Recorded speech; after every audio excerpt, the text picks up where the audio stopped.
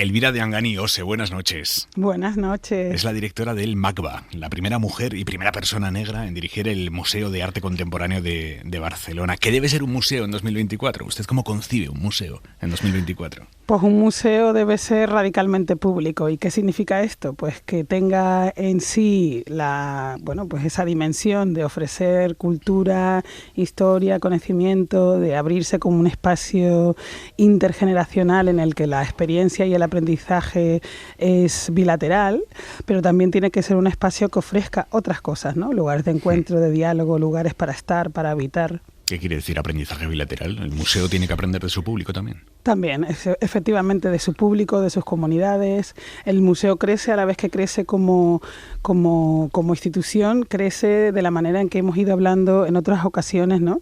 La historia del museo está marcada también por ese aprendizaje. Las cosas que añade, digamos, la museología moderna, sobre todo después de la Segunda Guerra Mundial hay un gran cambio, pero a principios del siglo XX también, tiene que ver con cómo aprende de los públicos y de la sociedad en la que está, porque aunque sea un ente autónomo, el museo es parte de una sociedad, parte de un contexto, además de ser parte de un ecosistema global. ¿Y tiene incidencia real sobre esa sociedad en la que está el museo? Yo creo que el museo desearía tener más incidencia de la que tiene, pero que no nos tenemos que olvidar que existe una parte en la que nosotros hacemos públicos también formas de entender el mundo. Y el que tú tengas un impacto, quizás no en 100 personas o en un público que viene a ver una exposición, pero en esa persona, en ese joven, en esa persona mayor, en a lo mejor una persona migrante que acude a alguno de tus talleres, en esa condición en la que a lo mejor no se sienten que son ciudadanos, no tienen representación, pero de repente ven que una institución les acoge de alguna determinada manera, ¿no? Esa forma de un museo hiperlocalizado a la vez que un museo internacional. Para mí existe un gesto transformador que está ya en la mirada de la institución contemporánea, que cuando la definimos como museo, ¿no? Institución contemporánea cultural, en la que eso sucede, ¿no? Y que transformes a una única persona para mí ya es lo suficientemente importante. Pienso mucho en las clases, ¿no? Sí. Cuando das clases a tus estudiantes, piensas, si queda alguien de esa generación que de repente hace algo con eso, con ese material, o simplemente porque va en contra tuya o porque siente que ha encontrado en ti algo sobre lo que construir, ¿no? Creo que eso es muy importante. Y con esa persona, yo no desdeñaría el efecto que tiene la labor del museo, ¿no? La labor pedagógica del museo, la labor de entretenimiento del museo, la labor de conservación del museo en la persona, en ese individuo, ¿no? Porque esa persona puede ser transformadora, esa persona puede cambiar muchas cosas en el futuro, tanto para el museo en sí como para la historia del mundo. Claro, lo que pasa es que eso implica, lanzar 99 disparos para conseguir afectar a uno. Claro, pero ¿qué es la poesía sino eso? ¿Qué es también la música sino eso? ¿No? El arte también es eso. Es decir, tú no haces arte porque vas a conseguir 20.000 likes, contrario a lo que la gente piensa en estos momentos, ¿no? Tú lo haces porque quieres ser transformador, porque lo es para ti, porque sientes como artista que tiene que salir de ti, ¿no? Que tiene que encontrar otra materialidad más allá de tu propio deseo, más allá de tu necesidad de ver el mundo, ¿no?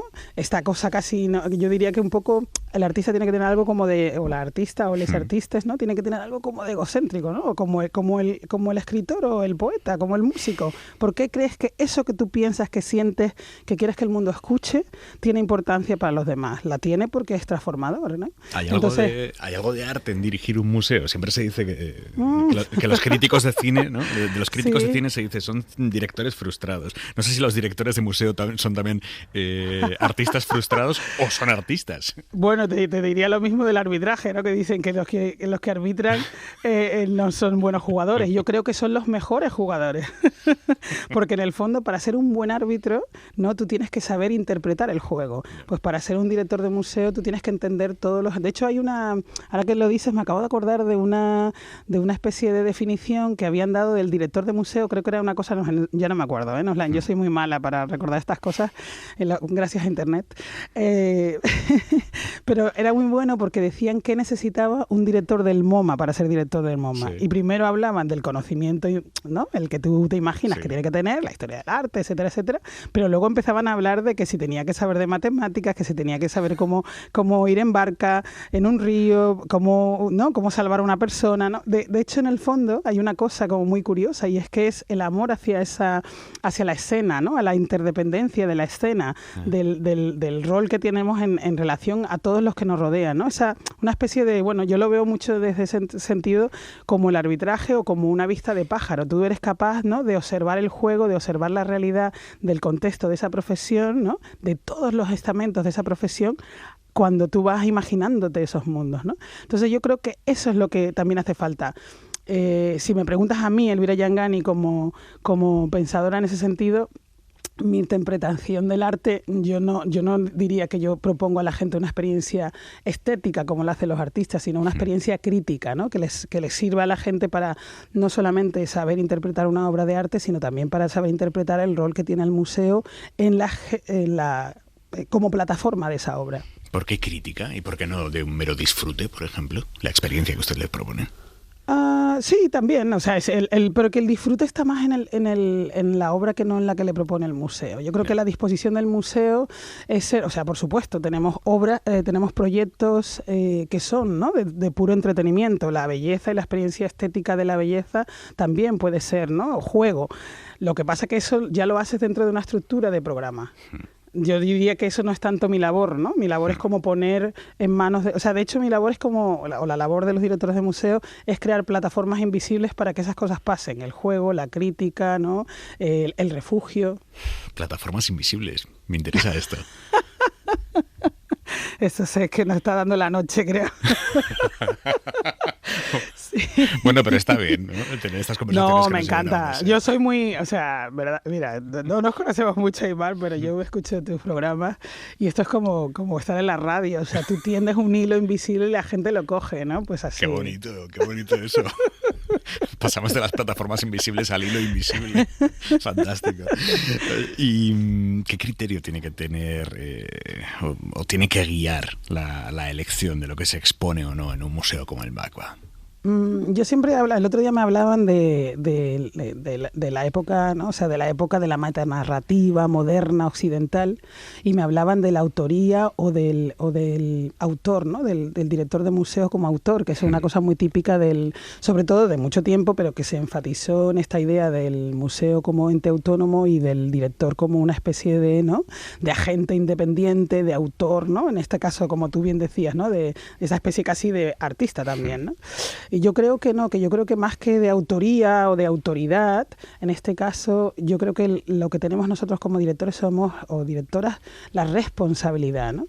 La responsabilidad de crear esos niveles de lecturas para que cualquiera se sienta interpelado por el museo y que además sienta que hay una experiencia bella en el museo, ¿no? Tú puedes meterte en un museo y sentir que te rechaza, ¿no? Que rechaza lo que tú eres, porque yo qué sé, pues tú eres muy moderno, llevas unas pintas no sé qué, y el museo te exige llevar no sé qué tipo de vestimenta o de ropa, ¿no? Porque como pasaba, por ejemplo, en los museos al principio, ¿no?, que había una cuestión de higiene, una cuestión de orden, una cuestión de savoir-faire, ¿no?, de cómo se movía la gente, una cierta dramaturgia de lo que suponía visitar un museo. Todo eso se ha ido cambiando, igual que ha ido cambiando la sociedad en muchas de estas cosas más cívicas, pero es cierto que hay gente que todavía siente que los museos no son para ellos. Pero el museo, si es un museo público como le pasa al MACBA, tiene que atender también a estas personas que a lo mejor no se sienten interpeladas, a las que les decimos, esto es tuyo y es tu cultura. Pero realmente cualquiera puede sentirse interpelado por el museo, cualquier público. Yo creo que sí, y yo creo que como mínimo esa debería ser la función del museo, de generar un espacio en el que la interpelación o la sensación de que el museo te pertenece sea visible, sea perceptible, ¿no? Porque no es solamente que tú lo veas o que yo te diga esto está pasando en el museo, sino que tu recorrer el museo ya sea eso, ¿no? Hay una cosa muy bella que nosotros hacemos que siempre digo que es una de mis favoritas porque de repente se genera un caos total, que es el com sonen els museus, ¿no? O cómo suena el museo. Sí. ¿No? Que es un taller que hacemos con escuelas y de niños muy pequeñitos, ¿no? Y entonces, claro, de repente todo lo que sucede, escuchas una columna, te caminas por el suelo, subes por la rampa del museo de una determinada manera, notas, sientes, ¿no? Hay una percepción de la subjetividad del museo que es casi corpórea, ¿no? Y entonces esas sensaciones instintivas también son una manera de interpelar a un grupo que a lo mejor todo lo demás, que tiene una capacidad intelectual X, o que está presentado de otra manera, no te haría, pero eso también sucede en el museo. ¿Cuál es su sonido favorito del MACBA? Mi sonido favorito del MACBA, yo creo que son mis pasos cuando el MACBA está vacío, pero eso no lo puedes decir porque me encanta el MACBA lleno de gente, por supuesto. Pero una de las ventajas de ser, eso lo he hecho desde antes de ser incluso directora. Uno de los momentos para mí más fascinantes cuando estaba haciendo un comisariado, cuando hacía una coordinación de otros comisarios, era poner las cartelas la noche antes de que la tienen que venir. Las cartelas son los donde te indican, ¿no? El nombre del artista, el título, el año, la técnica y tal. Entonces hay un momento en el que tú necesitas hacer eso, pues a veces cuando no hay nadie, y entonces tú vas y caminas por el museo sola, ¿no? Ahora que tenemos la exposición de Jordi Colomer, además hay como fantasmas, ¿no? Hay gigantes en el museo, la obra de maravillas brilla, ¿no? Y de repente todo está apagado y notas como un clic, una luz al fondo, ¿no? Que está como anticipándote algo, ¿no?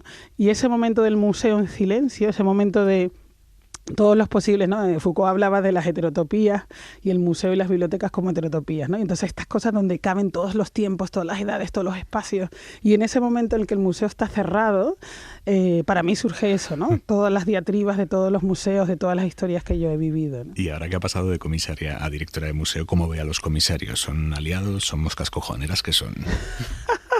Los hay de todos, no voy a mentir. Pero mira, hay una cosa que decía mi compañero Valentín Roma, que es el director de La Virreina, que dice ya que lo único que espera después de haber hecho una exposición es que salga siendo amigo. Que tanto si entraste como si no lo eras al entrar, quiero que salga siendo amigo, porque son procesos como muy intensos, ¿no? Y yo creo que en eso tiene razón, que es importante que sintamos que se construyen otros diálogos, que hay un intercambio real, ¿no? De conocimiento, tanto de la gente técnica. Yo aprendo muchísimo de los técnicos que montan las exposiciones, de compañeros que hacen cosas de la luz, por ejemplo, ¿no? Con Tony Rueda, que lo hacemos todo el rato, a ver, ay, ¿cómo tal? O de Salvador, de sonido, ¿sabes? No sé, hay como mucha gente, ¿no? Y yo creo que bueno, que todo el mundo trabajar y negociar con las personas creo que es de las cosas más difíciles y más gratificantes, por otro lado, a las que una se enfrenta como directora.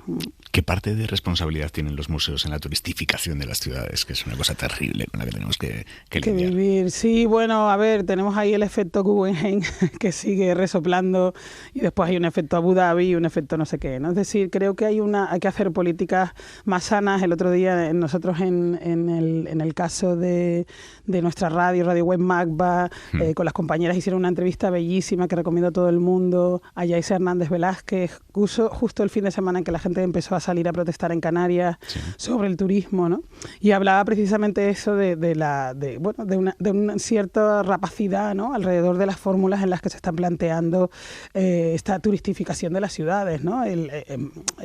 Tenemos el peligro ese de que es una cosa insalvable y sobre todo lo notas en ciudades, ¿no? Pues te vas a Lisboa y de repente ya notas que se va a convertir en Barcelona en 6 meses, o sea, porque ya la cosa está ahí, ¿no? Si no lo es ya. Si no lo es ya, efectivamente, ¿no? Pero, o sea, yo creo que hay que ser como acompañar también a las autoridades que tienen la posibilidad de decidir cómo regular esto y entender también a la ciudadanía, ¿no? Porque al final hay una manera de vivir los sitios que se pierde también con el ritmo trepidante del turista, que no quiere decir que no mire, y digo turista, no digo extranjero, porque creo que hay, por ejemplo, en Barcelona viven muchísimos extranjeros, 30% de la población es de otros lugares no nacidos en Barcelona, y hay una parte que es esa gestión de cómo convivir juntas, y yo creo que esta es la importante, ¿no? Es decir, de qué manera también podemos ayudar desde los museos a ofrecer esos espacios, ¿no? De habitaje, de temporalidad, de disfrute, como tú bien decías antes, en esos lugares también. ¿Qué solución se puede encontrar a que muchas veces sea casi imposible ver los cuadros en una exposición de lo masificados que están en algunos museos?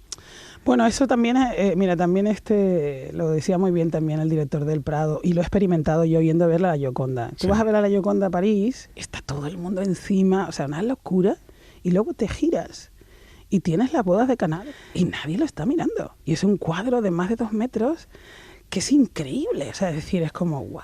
Bueno, a lo mejor no es de 2 metros, porque yo siempre me equivoco con las cifras, pero bueno, gigante. En comparación, lo digo porque luego tú sabes, la gente dirá... Increíble por igual. Maravilloso, o sea, es como una especie de imagen cinemascópica, una fotografía que tú podrías hacer ahora. Es increíble ese cuadro, y está solo. Es decir, que la gente va a ver las cosas o quiere verse viendo, ¿no? Y yo creo que la Gioconda es una de esas cosas la he visto, tú me ves viéndola, y tiene menos importancia la cultura o el conocimiento que te aporta la historia de la Gioconda y el propio cuadro, que no en realidad lo que supone para ti, ¿no? Entonces yo creo que hay un ejercicio también de masificación de ese imaginario que uno tiene que consumir para haber hecho el viaje, ¿no? Es decir, si vas a París y no vas al Louvre, no ves la Gioconda, a lo mejor no has ido a París, ¿no? Y entonces yo creo que ese tipo de juego, digamos, se tiene que limitar. Claro, es decir, a todos nos interesa un museo lleno de gente, pero también quieres ofrecer momentos en que la gente pueda disfrutar de una obra, ¿no? Yo creo que la tensión es muy compleja. Nosotros en los museos de arte contemporáneo todavía sigue esta abstracción, ¿no?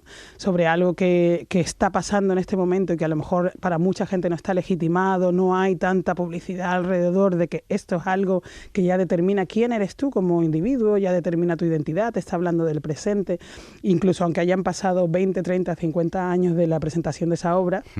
Y creo que es importante, ¿no?, que en ese sentido la gente sienta que verdaderamente es algo que pueden disfrutar y del que se puede observar, ¿no? Y hacer más énfasis en eso que no es publicidad, ¿no? Hacer más énfasis en otros posibles recorridos de las exposiciones. Creo que hay que hacer más de eso. Me ha llamado la atención, ¿hay obras de arte que representan lo que es usted como individuo? Sí, totalmente. ¿Ah, sí? Sí. Lo que pasa es que eso solo lo sabes tú. Hay obras que te sorprenden porque te dan una imagen de ti. O sea, es decir, al final, cuando tú ves una obra de arte, todo lo que se pone en marcha, lo digo yo, por ejemplo, que yo tengo como una especie de base de datos en mi cabeza de todo lo que he estudiado y todas las cosas que he visto. El Excel del arte. El Excel del arte está en la cabeza de Elvira Yacario, sí. No, pero eso que tú tienes, eso que yo, ¿no? Yo lo digo, es tú para ir a ver una exposición, bueno, como yo, y que vengo a la entrevista y estoy sudando, ¿no? Todo esto influye, y si esto fuera un espacio de arte, imagínate la temperatura en la que está, cómo veo yo las obras, influye. Tenemos los estudios fatal para la conservación de las obras de arte, ¿verdad? Por ejemplo, y de las directoras de museo. Me encanta. ¿Hay mucha rivalidad entre museos? Desgraciadamente hay una parte en la que parece que tiene que haberla. No voy a decir que la haya, pero creo que hay una parte en la que todo el mundo va a los mismos patrones, todo el mundo va a los mismos empresarios, todo el mundo tiene que recibir el dinero de las mismas instituciones. Y entonces hace falta como generar otro tipo de políticas culturales que den la posibilidad de trabajar en esta interdependencia que tenemos y que hace falta, ¿no?, hacerla manifiesta en el sector. Y en ese sentido yo creo que a veces nos vemos volcados a que de alguna manera si yo pido tal cosa, tú no la tengas, ¿no? Porque solo estamos los mismos, es decir, para todo el mundo es la misma gente. ¿Se es más libre dirigiendo un museo público que un museo de capital privado? Esa es una pregunta que necesitaría mucha, o sea, como muy, muy detallado. No creo que es... A ver, cuando tú estás en un capital privado, si hay una misión específica, estás dentro del orden de esa misión, igual que lo estás en un museo, ¿eh? Pero yo, por ejemplo, tengo la posibilidad de presentar las cosas que quiero. Lo que pasa es que eso también está marcado por unos límites económicos, sociales, ¿no?, de crítica del momento, ¿no? Es decir, qué es posible y qué no es posible. Yo intento siempre ir a lo imposible, pero bueno, tengo unos límites económicos para poder hacer eso, ¿no? O unos límites de recursos humanos uno puede tener, ¿no? Yo creo que dependiendo, si tú tienes, por ejemplo, o sea, no quiere decir nada, que sea capital privado o público, no diferencia, por ejemplo, que algo pueda ser más o menos complicado de formular. Si tú te llevas muy bien con el señor millonario, la señora millonaria que te paga los 100, ¿no?, ¿cómo se dice esto? Pues el presupuesto que tienes, los 100 millones que necesitas para hacer no sé qué, o los 10 o las 15.000 que necesitas para la exposición, no tendrás problema. Pero la ventaja de un sitio público es que tienes seguramente, casi en más que en muchos privados, que también los hay, tienes un board, que la mayoría de las sobre todo la ley de fundaciones es muy específica en España, ¿no? Pero en otros sitios en los que, pues en Estados Unidos o algo así, en el que tú puedes tener una persona que ha decidido, ¿no?, llevar adelante un proyecto, si tú tienes un problema con esa persona, ya estás, ¿no? En el cambio, tú tienes una ventaja, digamos, cuando estás en un sitio público, en el que en realidad también ese espacio de gestión de lo público te permite también tener una defensa y una flexibilidad y un diálogo y una negociación, ¿no?, y una libertad, ¿no?, o te debería permitir una libertad de criterios para poder proponer obras y proyectos que tú quieres, ¿no? ¿Se puede ser muy transgresor desde lo público? Sí, totalmente. Se puede ser muy transgresor desde lo público. Lo que pasa que a veces o sea, es decir, también tienes que ver, o sea, ¿qué es transgresor? ¿En qué contexto a qué contexto estás transgrediendo? Es decir, estás en una, o sea, por ejemplo, estamos en unas condiciones en las que lo que tú propones puede ser transformador. ¿De qué manera, qué es lo transgresor en ese instante, ¿no? Por ejemplo, nosotros hicimos una exposición de Laura Lima que probablemente para mucha gente era transgresora porque se entendía poco, porque no conseguías como llegar al quid de la cuestión, ¿no? Cuando en otros sitios, yo qué sé, pues dejar espacios vacíos o trabajar con el espacio vacío como una constante, o con la performance como una constante, o digamos espacios de situación en las que invitas a la audiencia, ¿no? y a los performers a constituir lo que es en sí la obra y el proyecto de arte, son típicos desde los años 60 o de los años, ¿no? Después de la Guerra Mundial. Entonces, claro, de repente, ¿qué es transgresor? A lo mejor ese proyecto no es transgresor en esos términos históricos de los que te hablaba, ¿no? Pero para una gente que no lo ha vivido dentro de un museo es una barbaridad. Dígame una cosa, ¿tiene sentido pensar hoy en un arte fuera del mercado? Sí, también hay muchos artistas fuera del mercado. Hay mucha gente que llega al mercado justamente porque está fuera, hay mucha gente que es muy famosa y sigue fuera del mercado, hay gente que históricamente dijo no quiero saber nada del mercado y que ha sobrevivido.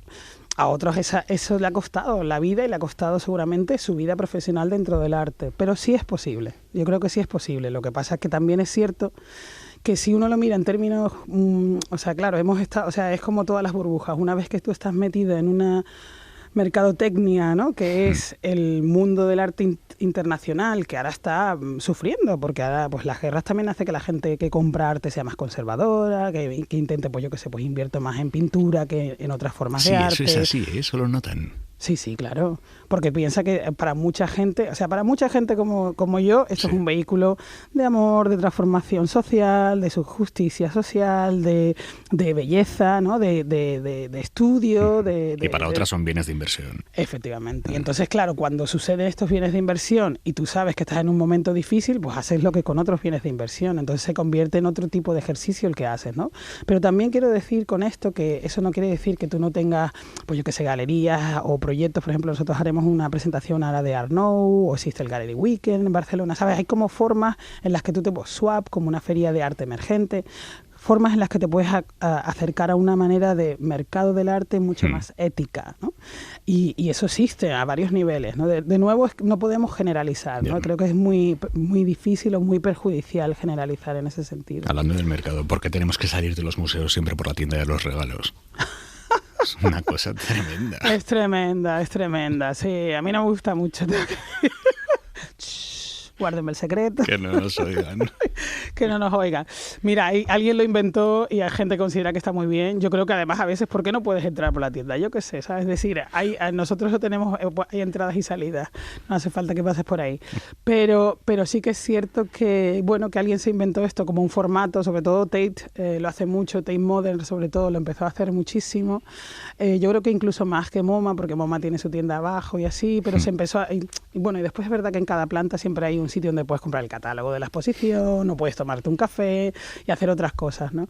Se vio como una especie de receta perfecta para que la gente no perdiera de vista que se podían comprar un libro después de ver la exposición, pero no creo que sea siempre necesario. Lo que pasa que es verdad que tú estás trabajando en una publicación por un año y quieres que se venda, ¿no? Dígame una cosa, ¿qué significa la identidad nacional para una mujer negra que ha nacido en Córdoba, de padres de Guinea Ecuatorial, que ha vivido en Sevilla, en Barcelona, en Florencia, en Londres, en Nueva York, en Gotemburgo? Pues la identidad nacional no sirve de nada si no es abierta, flexible, permeable, cosmopolita, como lo soy yo. Es decir, yo tengo un pasaporte y un carnet, eso me define dentro de dentro de un ámbito administrativo, me permite viajar, me permite pedir unas visas, me da una situación de privilegio con respecto a otras comunidades negras y a otras comunidades en general que no tienen esas condiciones de ciudadanía de pleno derecho. Pero también te hace pensar por qué en otras circunstancias eso no ocurre, ¿no? Y qué debería ser, pues yo qué sé, pues para que la gente estuviera más regulada, para que hubiesen otras formas de entender la vida en comunidad, ¿no? Y que todos tenemos derecho de poder trabajar como nos gustaría y con independencia de nuestra procedencia, nuestro color de piel, nuestra religión o lo que nos dé en el día, ¿sabes? Elvira Dianganios, directora del MACBA, el Museo de Arte Contemporáneo de Barcelona. Muchísimas gracias por venir ir ahora 25. Buenas noches. Buenas noches, gracias.